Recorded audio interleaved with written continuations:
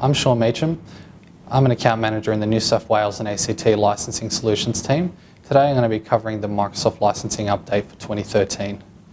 So from the top, we're going to be covering Windows 8 and tablets, Office and Office 365, Visio and projects both on-premise and in the cloud, then get a bit deeper and meaningful with the Core Cal and Enterprise Cal suites, some of the changes over there, and deep dive into the changes for Windows Server 2012, System Center 2012, Link Server 2013, and then finish off with SQL Server 2012 and Sharepoint Server 2013. Windows Virtual Desktop Access is a monthly subscription that you would apply to a thin client device to license Windows operating systems in your data center and to make them available to a thin client device. The alternative to that on a traditional desktop is Windows 8 Professional with software assurance. So the software assurance component allows you to actually license it the same way that you would with Virtual Desktop Access, but on a traditional device, and also allows you to run Windows locally on that device. You can also run copies of Windows Enterprise as well as Professional as required. So firstly, we're going to start off with Windows and tablets. So the device over time, or the concept of a device, has changed over time. So rather than having a traditional desktop, we're now faced with the traditional desktop, thin clients and tablet PCs, and Microsoft has had to change their licensing model to accommodate for this. So for a thin client device, you're licensing that with VDA, or Virtual Desktop Access. This allows that thin client device to be able to access Windows on that thin client device from a data center. So in the data center, you'd commonly run many virtual copies of Windows and then stream that to that thin client device. And then when you have a look at the traditional desktop, you can license that with Windows 8 Professional with software assurance, and the software assurance component will allow you to do the same as you would with VDA. You'll also be able to run Windows 8 Enterprise and also be able to run that locally on that machine. With Virtual Desktop Access, it doesn't actually provide you with the right to run Windows locally on that device, therefore making Windows 8 Professional with software assurance the best option. So with Virtual Desktop Access, that's a monthly subscription, and one point I'd like to make is the fact that the license actually sits on the endpoint, not actually in the data center. So what you're doing is you're actually having a look at how many thin client devices you have and not the amount of virtual machines running in your data center. So with the bring your own desktop trend being quite common in the marketplace now, Microsoft has had to create a license to accommodate for VDI, or Virtual Desktop Infrastructure, being quite common with tablets. So for a companion PC, as you'll notice in this slide, you have the option of licensing that with Windows 8 Professional with software assurance, or licensing that with VDA or Virtual Desktop Access, depending on what type of device. For a corporate-owned device or corporate-owned Windows RT-based tablet, VDI or Virtual Desktop Infrastructure is covered as a software assurance benefit. For non-Windows RT-based tablets, so for example an iPad or an Android device, what you'll need to do is license that user for a CSL or companion subscription license. This will make that user VDI ready on up to 4 companion devices. So to put that into perspective, you can have up to 4 iPads or 4 Android devices, or a mix of both, VDI ready. If this is an employee-owned device, under all scenarios, they'll require a companion subscription license. So with Office 2013, the licensing thankfully hasn't actually changed that much. So Microsoft has kept the licensing model quite simple. You can still license it on up to 2 devices, so 1 primary device and 1 secondary device. So to put that into perspective, you can have that on 1 desktop and another laptop. And there's also 2 editions of Office 2013 made available to you. There's an Office Standard Edition and Office Professional Plus Edition. 2 key areas that I would highlight here is the line that shows Office HNS 2013 RT. So what that means is you can license your primary device at work with either Office Standard 2013 or Office Professional Plus 2013, and have another Windows RT based tablet have Office Home and Student 2013 run commercially. Another area that I would highlight is the line that shows PC/Mac installs. So what that means for you is you can, with a single license, make that platform independent, so you can perhaps run one on your Windows-based desktop and also run another one on a MacBook perhaps. So run that on a Macintosh OS. So moving on to Office 365, there are two plans available. There's the kiosk plans and the enterprise plans. So with the kiosk plans, they're very niche plans that are made available for very particular users where they have minimal requirements for SharePoint and Exchange. One key change that I would show here is previously there was a K1 plan and a K2 plan, where now Microsoft has merged that into a single K1 plan. So that will mean that any previous K1 users will also have the right to deploy Office web apps and make it available to these users. In terms of the enterprise plans, there were previously E1, E2, E3 and E4 plans. Microsoft has then moved that onto just a single E1 plan, E3 plan and E4 plan. So previous customers who would have had the E1 plan will basically have the rights that they would have had if they would have purchased the E2 plan. So where Office 365 differs from Office 2013 is the fact that it's a lot more flexible. You can actually run that on a per user basis and run that on up to 5 devices. So Visio 2013. So previously Microsoft had 3 editions available: Visio Standard, Professional and Premium in the 2010 release. Microsoft has looked to make the licensing a whole lot more simple by having 2 editions available. So Visio Standard and Professional 2013. These are currently licensed on a per device basis. As an alternative, Microsoft has brought out Visio for Office 365, which makes users a lot more flexible since it's licensed through a subscription model and on a per user basis. So in terms of Project 2013, Microsoft has made a similar approach where they still have a Project Standard 2013 and Professional 2013 on-premise and licensed on a per device basis. However, they've also made Project Professional for Office 365, which has made users a lot more flexible since there's a subscription-based model which is also per user. So one particular user can use this on many devices rather than having to license every device that they run Project on. In terms of Project Server 2013, there's still an on-premise server license that's available, and there's also a Project Server CAL or Client Access license available for on-premise usage. But Microsoft has also made Project Online for Office 365 available, where this would allow a manager, for example, to access project workloads in the cloud.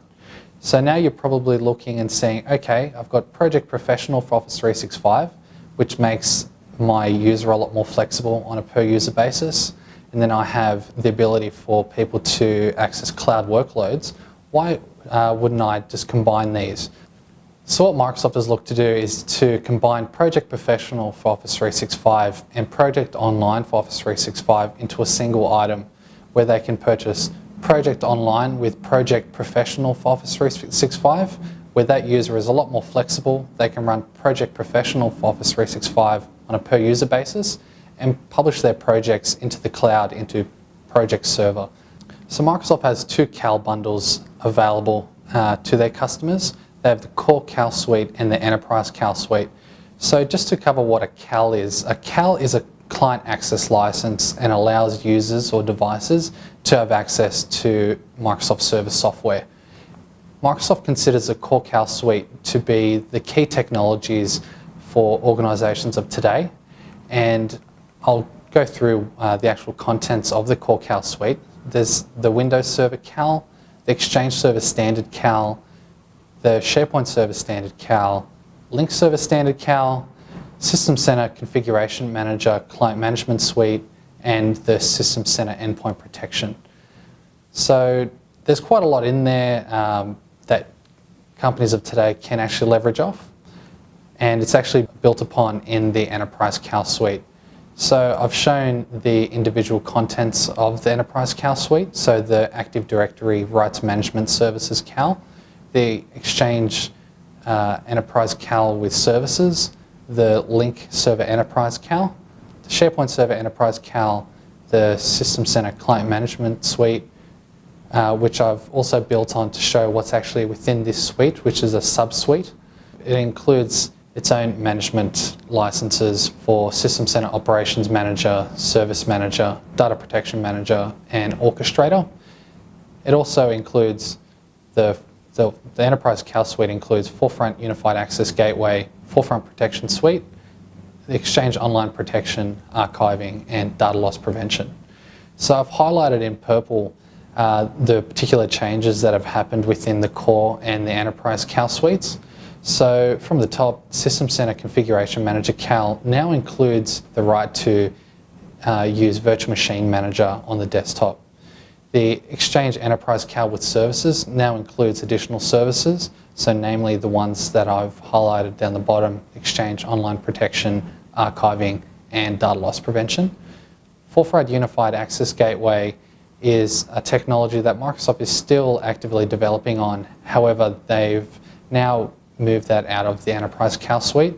So for customers that have the Enterprise CAL Suite at the moment and they're actively using Forefront Unified Access Gateway, they'll actually have to renew that separately from the Enterprise CAL Suite. In terms of the Forefront Protection Suite, Microsoft has more or less dissolved this license and moved them towards their relative technologies, and therefore is no longer available as part of the Enterprise CAL Suite.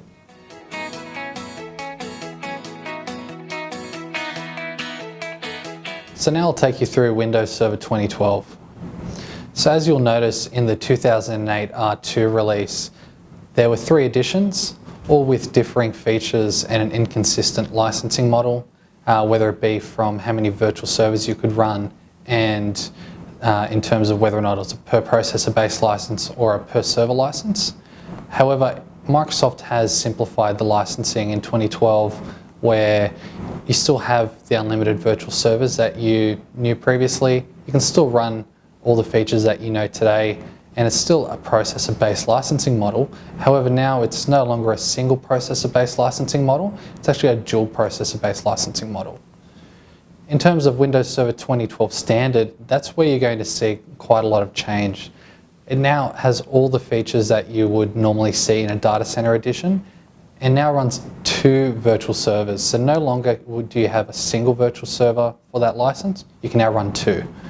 The licensing model is also consistent across the board with Data Center and the Standard Edition, where they're both licensed on a dual processor based model. In terms of Windows Server 2012 Enterprise, Microsoft has decided to no longer move forward with this license, and they've kept to a Data Center and a Standard license editions. So you're probably wondering about the path for your existing 2008 R2 based licenses where you've made the investment in software assurance.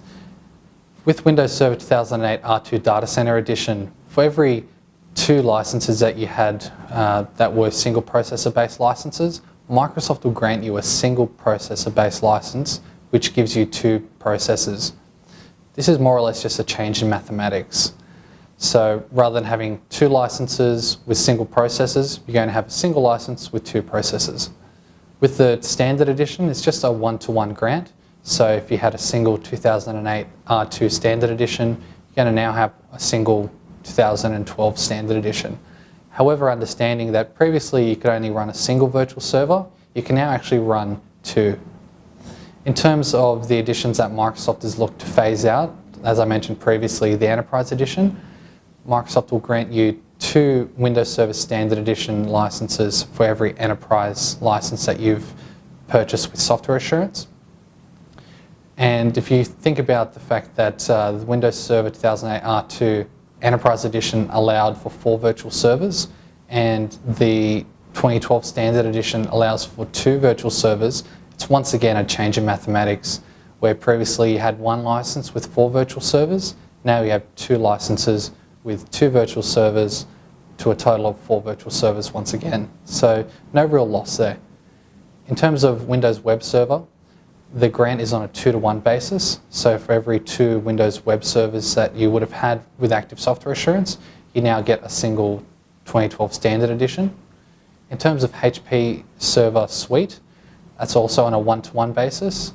And in terms of the HPC Edition and HPC Pack Enterprise, you'll receive a 2-to-1 grant. You're probably thinking, okay, perhaps there's a situation where I have a single processor-based license for 2008 R2 data center, and what's the plan there? Microsoft will actually round you down to an even number of processors. So to put that into perspective, if I have 3 processor licenses, Microsoft will round me down to 2 processor licenses so that I can align with the grant. In terms of Windows Web Server, Microsoft will actually round you up if you have an uneven amount. So if I have a single Windows Web Server and the grant is on a 2-to-1 basis, Microsoft will grant me the additional Windows Web Server so that I can meet that grant. So in terms of downgrade rights, Windows Server 2012 Data Center Edition allows you in those unlimited virtual servers to run any version of the Data Center Edition, Enterprise Edition, and Standard Edition. In terms of Windows Server 2012 Standard, in those 2 virtual servers that I mentioned previously, you can run any version of Enterprise or Standard in those virtual servers. So in terms of Windows Server Standard Edition, in the 2008 R2 release, you can only run a single virtual server, and in the 2012 release, you can run an additional virtual server. So whether or not this is 2012 or any previous release of Windows Server, this is fine as long as it's Enterprise or Standard Editions. It's also licensed on a dual physical processor based model. And in terms of downgrading any of these virtual servers, you're not downgrading the licensing model where perhaps you would go from a model that supported 2 virtual servers to a single virtual server. You're actually just exchanging one of these virtual servers for one of a previous release. If you built your organization on an enterprise-based model where previously you had 4 virtual servers on each host, what you would do is you'd look to stack Windows Server Standard licenses to be in line with what you were previously doing. So in terms of Windows Data Center, it's quite easy. All you do is you license all the physical processors on that server and you can run as many virtual servers as you like. So whether they be 2012, 2000, 2008 R2, it's really irrelevant. You just license the physical processors and run as much as you require. So in terms of license reassignment, a common question that I get is, okay, the fact that I get 2 virtual servers per Standard Edition license, can I break these up and assign these to 2 separate servers? The answer to that is no. The virtual servers attached to Windows Server Standard Edition are actually coupled together and they move together when being reassigned to separate servers. Just keeping in mind that Windows Server 2012 is licensed on a physical processor-based model. So in terms of Windows Server Data Center Edition, you're able to run as many virtual servers as you like. So what you would effectively do is license the physical processors on either host, run as many virtual servers as required, and move the virtual machines between servers as necessary. There are no particular licensing implications of doing so, as either side is licensed appropriately. So moving on to System Center 2012. With the previous licensing model in 2008, you had to license each virtual server based on workload for each particular point product. This was quite a troublesome process in terms of internal auditing and license compliance. In the 2012 release, Microsoft has combined all these point products together into a single suite, and they're actually now designed to work together as a single solution. To start you off, I'll go through System Center Standard, which you may notice is quite similar to how Windows Server Standard Edition is licensed in the 2012 release, where it manages up to 2 virtual servers.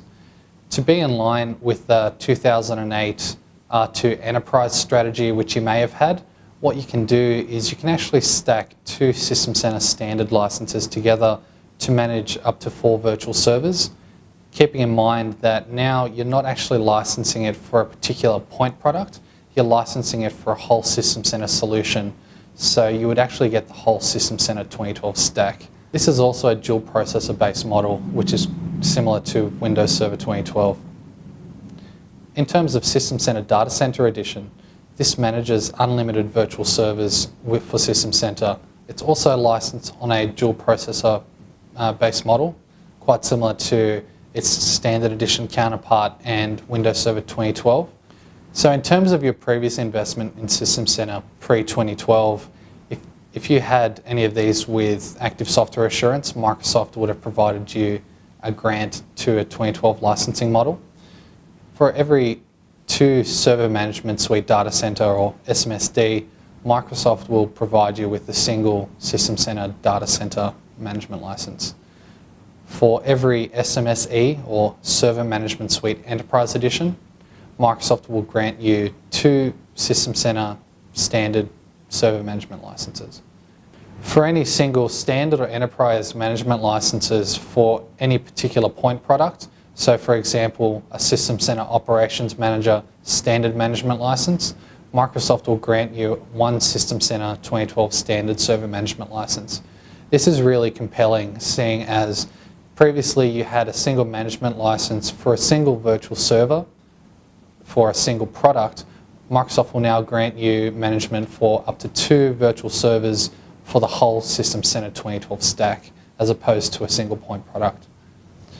In terms of your management servers, whether they were licensed with or without SQL Server technology, Microsoft will grant you a single System Center 2012 standard management license.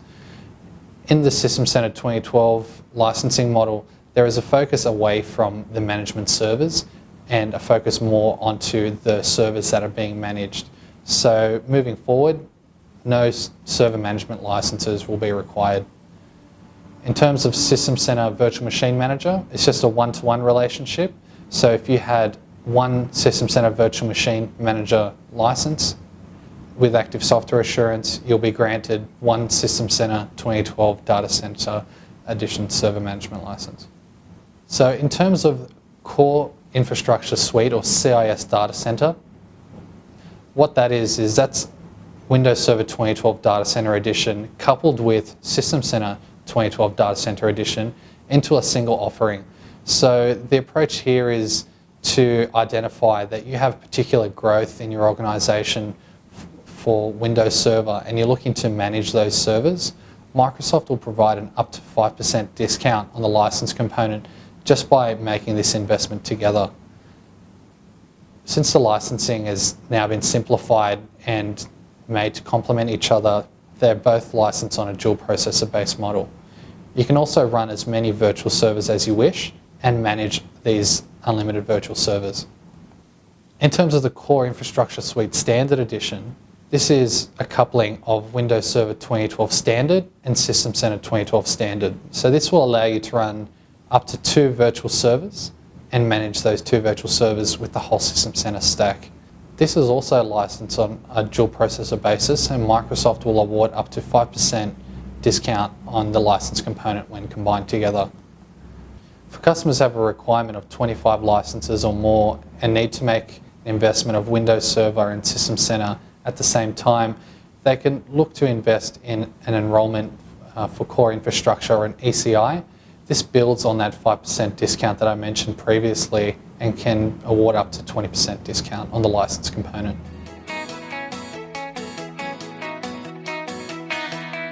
So SQL Server 2012, there's been quite a lot of licensing changes and there's been quite a focus for Data3 customers with this release.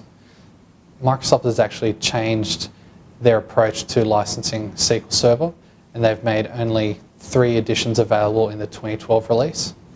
So there's a standard edition, which is the entry-level edition, which has been built on top of with the Business Intelligence edition and is more or less designed as an entry-level SQL Server for customers looking to do a lot of business intelligence work in Sharepoint Server. On top of that is the Enterprise edition, which is now the highest edition available for SQL Server and is designed to be the most highly available and scalable offering for SQL Server. In terms of a data center edition, which was previously available in the 2008 and 2008 R2 releases, that has now been phased out and all capabilities are now available in the Enterprise edition. Previous Workgroup, Web and Small Business editions have now been retired and have been made available in the Standard edition functionality. In terms of SQL Server 2012 and the licensing models that are available, there are only two paths that you can go through for each available SQL Server edition. So for the Enterprise edition, you'll notice that there is no Server plus Cal model available, and only a core-based model is available to you. So in terms of the Business Intelligence edition, this is licensed under a Server plus Cal-based model. No core-based licensing is available for this edition. For the Standard edition of SQL Server, there is an option to license on both a Server plus Cal model and a core-based model.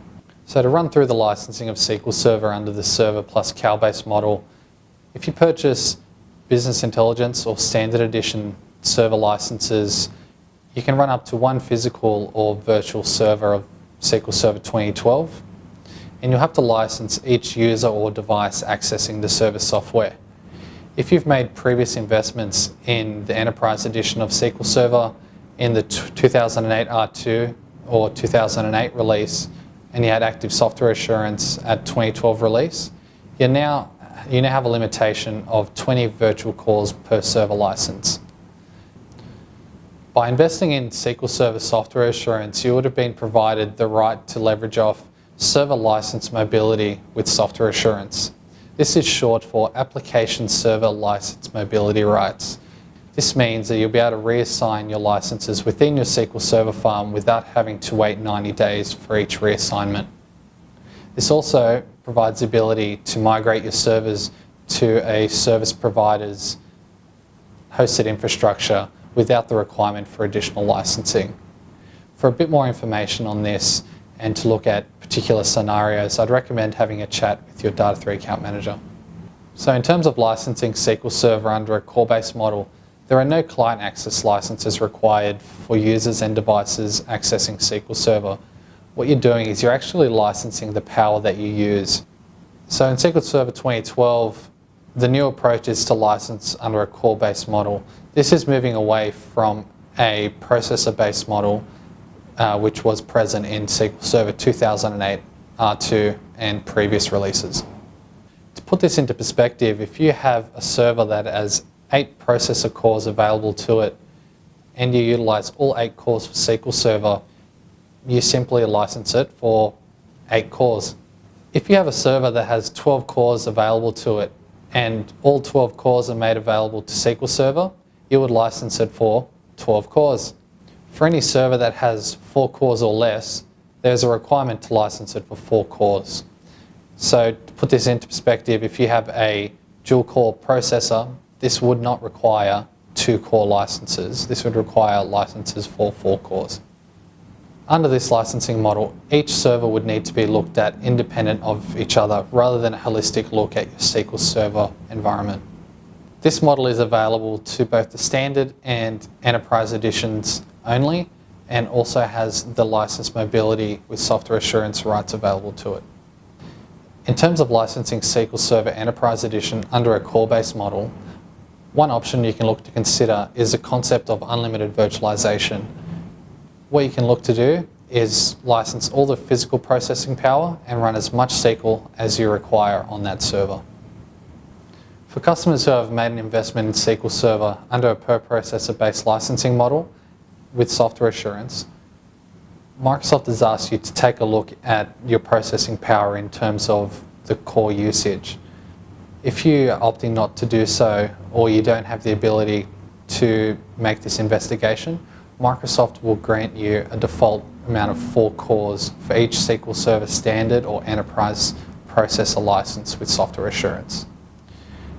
Moving upwards of 4 cores to perhaps 6, 8 or 10 cores, Microsoft will grant you the same amount of cores that you're using. So one example is if you have a server with 8 processor cores being used by SQL Server, Microsoft will grant you 8 SQL Server cores. In terms of a data center edition, for usage of 1 to 8 cores, Microsoft will grant you 8 cores of SQL Server Enterprise Edition.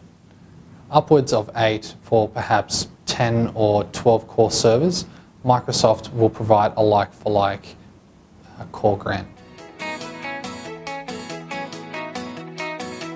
So moving into Link Server 2013, let's take a look at how it was previously licensed, where Link Server 2010 had two available editions, a standard and an enterprise edition. And then the concept of having a standard, an enterprise, and a plus CAL or client access license for each individual workload available to users. So the Link Server Standard CAL was the minimum CAL made available to users. So just to recap, a CAL is a client access license and is required for each user or device accessing server software. In this case, we're talking about Link Server. Building on top of the standard functionality, there was enterprise and plus functionality, which were additive CALs, which meant that you required a standard CAL in order to acquire an enterprise or a plus CAL. There was also external connector licenses available. So this provided the ability to license an unlimited amount of external authenticated users to access Link Server. In terms of the licensing of Link Server 2013, Microsoft has looked to simplify the licensing for the servers.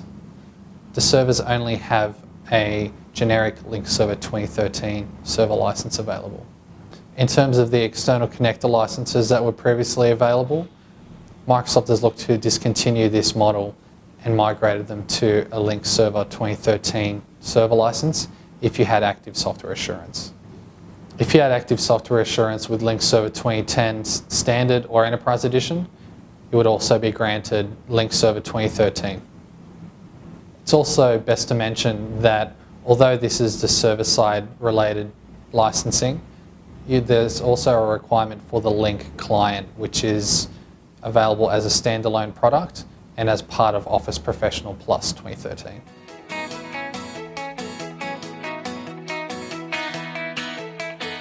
So in terms of Sharepoint Server 2013, in my opinion, Microsoft has significantly reduced the complexity in the licensing. So already there was a generic Sharepoint Server license available and two CALs available, so a standard and an enterprise CAL. So the standard CAL was the minimum CAL for Sharepoint Server and had its own technologies associated with that, which is built upon in the enterprise CAL. So the enterprise CAL is also additive and requires the standard CAL. Microsoft also offered an internet site license which negated the requirement for CALs. So users accessing internet site servers did not require any CALs. However, a SharePoint Server Standard or Enterprise server for internet sites was required for the relative technologies. Microsoft has since moved away from this licensing model and has incorporated the licensing rights into the generic SharePoint Server license. So for customers who would have had SharePoint Server for internet sites with software assurance, this would now migrate into the generic SharePoint Server license. So in terms of the software assurance path for some of the products or technologies that I haven't mentioned, I've shown those in the following image.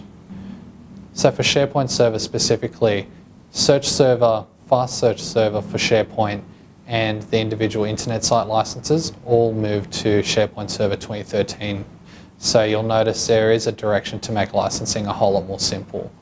In terms of Link Server, Standard, Enterprise, and the relative external connectors, these have all been moved into Link Server 2013. With Exchange Server, the external connector has also moved into Exchange Server Enterprise 2013. So moving on to my last topic, Forefront Threat Management Gateway, or Forefront TMG. We'll take a look at the initial roadmap for TMG.